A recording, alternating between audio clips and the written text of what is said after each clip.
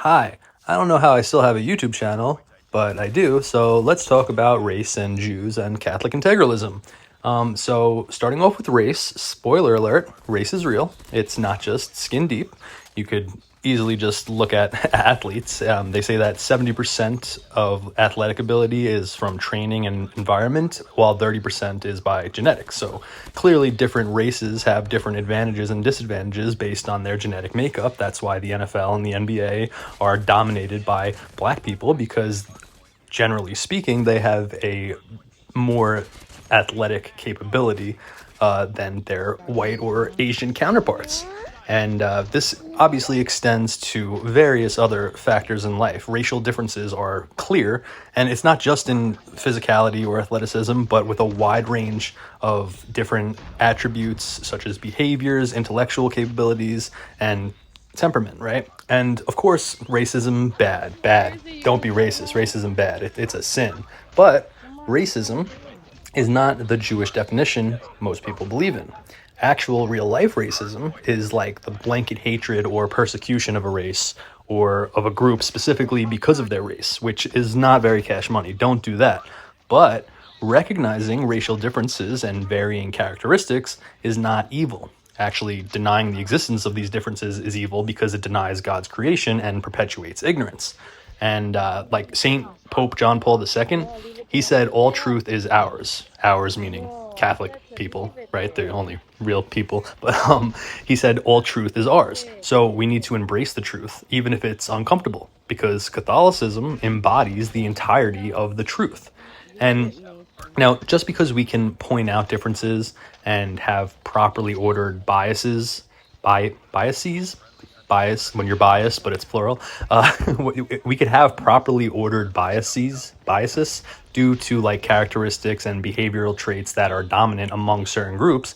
That doesn't mean we should endorse any form of hatred or persecution or some type of racial hierarchy, because each race has its own particular and unique qualities that they're either good or bad at. Like blacks, for example, are really good at sports and music and violent crime. Asians are good at math and building robots and crashing cars. Mexicans are good at manual labor and making burritos and discovering new ways of torture. White people are good at getting high victim counts when committing mass shootings, as well as perpetuating Western civilization. Our Jewish brothers are amazing at finance and practicing the law and destroying everything that white Christians made.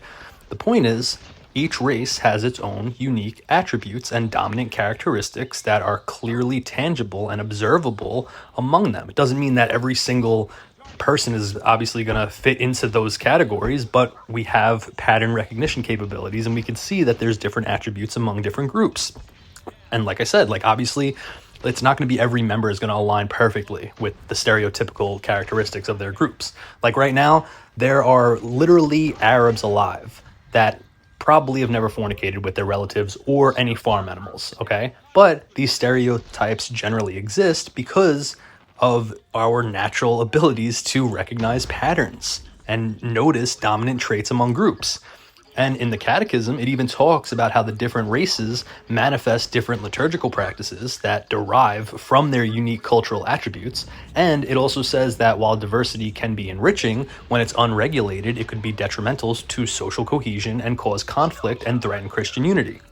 Now, I'm Catholic, right? So I have friends of all different races, and I love them all, even in spite of their ethnic deficiencies. But loving everyone doesn't mean that we can't acknowledge racial disparities and properly, like, advocate to properly structure our society with consideration to these group characteristics. And that doesn't mean we have to persecute or hate anybody because, of course, well, people are equal in the eyes of God. We all have the same right to dignity and will be judged according to our faith and morals, blah, blah, blah. All that stuff. Yes, that's all true. But race is important, as a significant portion of human identity is shaped by biological inheritance rather than just environmental factors acquired through social and cultural practices.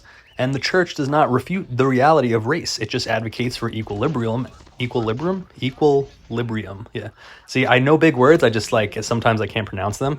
It just advocates for what was I saying? The church does not refute Race, it just advocates for equilibrium and thoughtful discernment in understanding and responding to these distinctions, right? So like real unironic racism is a sin, but the sin of racism isn't acknowledging racial disparities, but when we assign absolute significance to these differences, even to the extent of prioritizing them over moral principles, which then, leads to gay Jewish Marxist moral dichotomy between the oppressor and the oppressed or whatever. So with all of that being said, that little preamble, that 5.5-minute preamble of my view on race, America was founded as a white Christian country, and it remained a majority white Christian country for 200 years. And then, thanks to a bunch of things, like Jews mainly, and the 1965 Hart-Celler Act, which stopped favoring immigration from Europe, America experienced the biggest and fastest racial and cultural demographic shift in all of human history, which is very, very gay. America went from being 90% white Christian to less than 60% white Christian in about 50 years. And in the next 20 years, it's projected that whites will become a minority in the country that their racial and religious ancestors settled and built into the most powerful country in the world. Now, anyone who mentions this fact in a negative way, like saying that, like, oh, I think that it's actually bad that white people are becoming a hated minority in their own country, like anybody who says that is obviously labeled a Nazi, white supremacist, etc., but that's silly goose nonsense. Why would we want to become a minority in our own country, and not just any minority, but a hated minority, a minority where we are openly persecuted and are the only group of people where it's socially acceptable to openly mock and criticize as a group? If we want to retain the civilization that white Christians made, it makes sense that white Christians should retain institutional power and their demographic majority. Like, let's look at it from the perspective of like a hypothetical societal microcosm. If you have a Chinese neighborhood, right, like dun dun dun dun dun dun dun, that type of Chinese where they like, eat like frogs and dogs like out in the open. Like, if you ever been to Chinatown, it's disgusting. But hey, that's their whatever. I'm not Chinese. They want to get sicknesses and salmonella and have zero, courtesy towards their fellow man. That's whatever. But this is hypothetical anyway. Let's just say you have a Chinese neighborhood, right? Like a Chinatown, where all the stores and everything is owned and operated by Chinese people. Okay, and the residents of the community are all Chinese. Blah blah blah, all that stuff. And then all of a sudden, Italians start moving into the neighborhood in mass. And these Italians are like super horny, so they're having lots of kids, and the Chinese people don't like how abrasive these greasy guineas are, so they start moving out, and then Italians start buying the businesses and blah blah blah. The Italians are basically starting to take over. So with all these Italians moving into this Chinese neighborhood and reproducing more than the Chinese and basically radically shifting the demographics over a short time period, do you think that the neighborhood is going to somehow retain its Chinese culture, or do you think it's going to turn into something else, like Rocky Balboa themed or something? That's literally what's happening to America right now. We're being Rocky Balboa'd, all right? We just not with Italians, all right? We have mass immigration from all over the world, from people of all different cultures, races, and religions with vastly different values and customs, who are reproducing at a drastically higher rate than the native population. And I just lost my train of thought. Why would any Christian want that at all? Like, why would any Christian want to be demographically replaced and hated in their own country? And two, how could we ever hope to have a cohesive society that continues to perpetuate Western civilization and Christian moral values if the inhabitants of that society have nothing in common with each other? Well, whites are the ones that are allowing this. No, you ignorant, spiritually Protestant swine. Actually, it's Jews. And criticizing Jews as a group is like the last real American taboo. Obviously, recently, since October 7th, that's changed a bit because the immigrant hordes that the Jews have helped bring here are more sympathetic to the genocide of brown people than they are of silly Jewish grievances. But to speak of Jews as a collective, for the most part, is social suicide. Why? Because the group with the most institutional power are not white people or Christians, but Jews. Jews are 2% of the population, but are overrepresented in virtually every facet of institutional power and influence by up to 2,000%. cabinet positions are dominated by Jews. The Israel lobby is the biggest bipartisan lobby in America that has bipartisan support from Republicans and Democrats. It's the only thing that they agree on is support for Israel. There are anti-Semitism laws that are in violation of the First Amendment that are implemented in various states. One of them being South Dakota, which only has 300 Jews in the entire state. The Holocaust is part of the public school curriculum in America. And I can go on and on and on. And if you look at every single movement that is liberal or antithetical to European Christian social cohesion and perpetuates like secularization and stuff, such as like feminism, civil rights, gay rights, neoconservatism, mass immigration, all that nonsense has been completely dominated by Jews. Everybody in key positions of those things that perpetuated those movements has been mostly Jews, okay? And the cultural taboo of criticizing Jews stems from a legacy of intellectual and historical terrorism that has basically been wielded as a political weapon in order to suppress the identitarian awakening of Catholics and Europeans. And the enforcement of culturally restricting the criticism of Jews collectively under the guise of like this absurd political correctness has led us to evading confronting the broad reality of our society. So, in order to ever make a real change, we need a collective mental emancipation. And this doesn't mean we want to hurt Jews or persecute them or violate their God-given rights to integrity or anything like that, okay?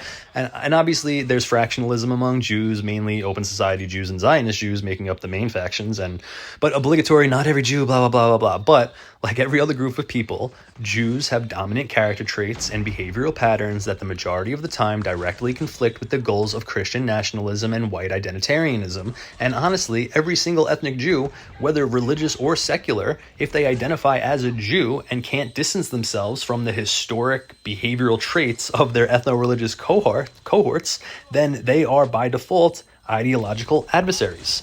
Because every Jew, even if they are atheist or reformed or whatever, they're coming from a people who have had a distinct lifestyle and set of beliefs for 2,000 years that are influenced, whether directly or indirectly, by Talmudic teachings. And the Talmud teaches that Jesus Christ is burning in boiling excrement and that the Blessed Virgin Mary was a harlot who got pregnant from an affair with a Roman soldier. So why on earth would we ever care about Jewish sensibilities or want these people who not only reject Christ, but blaspheme him to have any power over us whatsoever? Not to mention Talmudism, which every self-identified Jew believes in one form or another, even if they don't admit it, they're at least in some way influenced by it. But Talmudism is an unironic supremacist worldview that believes Jews are superior to non-Jews, and that non-Jews are essentially animals created solely to serve Jews. That's why they call us goyim or goys. They view us as cattle. Everything that they say about white supremacy is literally just projection of how they themselves view non-Jews. And if we dismiss these facts about Jews because we have a fear of social and monetary repercussions, essentially that amounts to psychological manipulation that is being weaponized to intimidate Christians who are rightfully disgusted with institutional Jewish dominance and anti-white hatred. Anti-Semitism, which is fake and gay linguistic Jewish trickery anyway, but anti-Semitism is not the issue. Anti-Christianity and anti-whiteness are the issues. And Christians and white people need to start taking their own sides. So, with all of that being said, what exactly is the answer to these problems? Well, it's not being a conservative or a Republican or a constitutionalist or any other Jewish secular false dichotomy, because hoping to vote someone in that might implement policies that might make some things better or basically treat a few symptoms of the cancer, that doesn't get rid of the cancer itself. We need a radical societal shift that, if it's successful at all, and assuming that the Jews don't destroy the world in a nuclear holocaust before that, but it will, if it's successful, it'll be a multi-generational struggle to attain. So, what is my ideological worldview? Well, some people call me a fascist or a monarchist or a LARPing tyrannical psychopath, and while I don't really care because those aren't completely inaccurate, I do want an authoritarian leader to enforce and preserve moral law, but that doesn't really encompass the totality of my beliefs and desires for society. Because you can have an authoritarian government structure that is completely against Christianity. You could have like obviously a communist dictator like Stalin or something like that, or any other type of, like, you could have a Protestant oh, excuse me, gross, Protestant you could have a Protestant monarchy. You could have any type of various types of authoritarian government structures, but all authoritarian government structures are downstream from the overarching philosophy of that government. If that makes sense. I don't know if I said that correctly. So my political, philosophical, and societal worldview is Catholic integralism. And what is Catholic integralism? Great question, Newfag, lurk more. Catholic integralism rejects all forms of liberalism, secularism, religious indifferentism, and moral relativism. We advocate for the integration of Catholic principles into society, including politics and law. Integralists believe that the authority of the church should guide societal structures and promote the common good based on natural law and Catholic doctrine, and we believe in a hierarchical social order centered on church teaching in order to uphold cohesive moral values and cultural harmony. Basically, the Catholic faith should be the guiding principle in both public affairs and the government.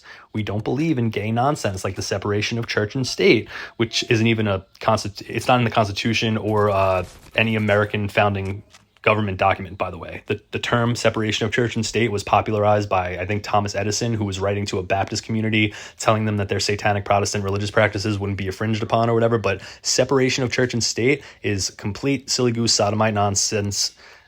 Has no relevance or anything, and if you advocate for it, you should honestly kill yourself. Not literally, just don't actually kill yourself, just ironically, don't actually kill yourself, because then you'll end up spending eternity in hell with Jews and Kendrick Lamar fans. But anyway, Catholic integralism is basically what European Christendom was. When the Catholic monarchies were directly entwined with the church, like when, so this, how do I explain? Like, we had Catholic monarchies, and obviously they had their own autonomy, but the church was still directly involved with the governing structure of it. It's not like they controlled everything, but whatever. But anyway, the idea of Catholic integralism was properly or further articulated after the Protestant Reformation in the Council of Trent. Right, because they in the Council of Trent, it reinforced the necessity of aligning secular powers with religious authority.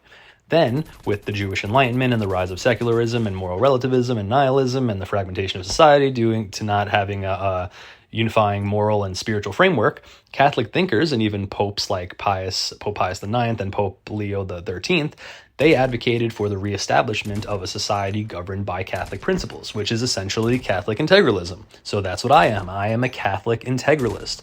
And by the way, this doesn't mean that the Catholic Church, like I just said, like it doesn't directly control every law and action the government takes. It simply means the governing structure, hopefully a monarchy, because that's literally the only proven form of government with sustained longevity, but it means that the governing structure works in unison with the church to properly guide society on matters of faith and morals. It also doesn't mean that we want to persecute anybody because they have different beliefs or whatever. If Jews and Muslims want to practice their disgusting religion, they're free to do so long as it doesn't disrupt the public order or scandalize Christians. But the law will enforce Catholic morality and preserve the historic racial demographics and allow different ethnic communities to operate with a certain level of autonomy to help perpetuate cultural cohesiveness and the common good. So yeah, that's what I am. That's what I believe in. And with all that being said, here is my advice to people who agree with me. And if you don't agree with me, you're double gay and will probably end up working in penal labor colonies helping rebuild Catholic America's infrastructure when we take power. But if you agree with me, you should obviously be supporting Nick Fuentes and the America First movement, as it's literally the only movement articulating Catholic integralism in an easily digestible way and continues to make the most progress towards our goals. So you should be giving money or doing whatever you can to support the movement, however like you individually can. But on an individual level outside of all this stuff, you need to first make sure you are taking care of yourself and striving to live according to the principles you want implemented. Take care of your spiritual and physical well-being. I'm currently trying to take better care of my physical health because I kind of almost died, which would not have been good because I needed to go to confession. So I went to confession yesterday. So if anybody wants to murder me now, totally fine with that. But so take care of your physical and mental and spiritual well-being.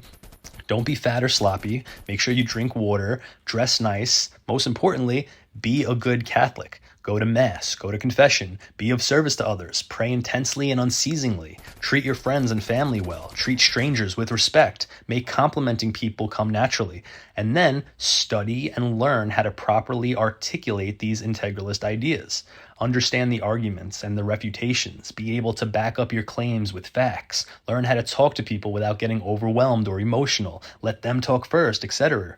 Understand social etiquette and decorum in different situations, how you could speak to certain people and what you could say to others that you might not be able to say to other people, and then discern the proper way for you to spread these ideas to as many people as possible.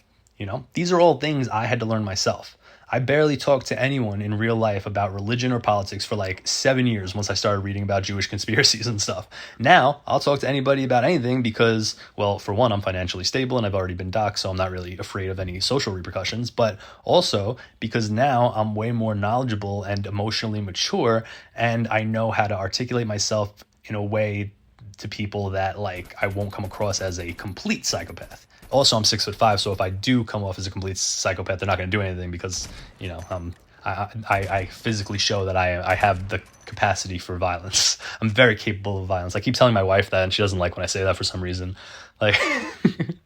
Anyway, so yeah, race is real, Jews shouldn't have institutional power, and Catholic integralism is the only philosophical ideology that you should be identifying with. America first, Christ is king, cope and seethe. Okay, bye. Love you.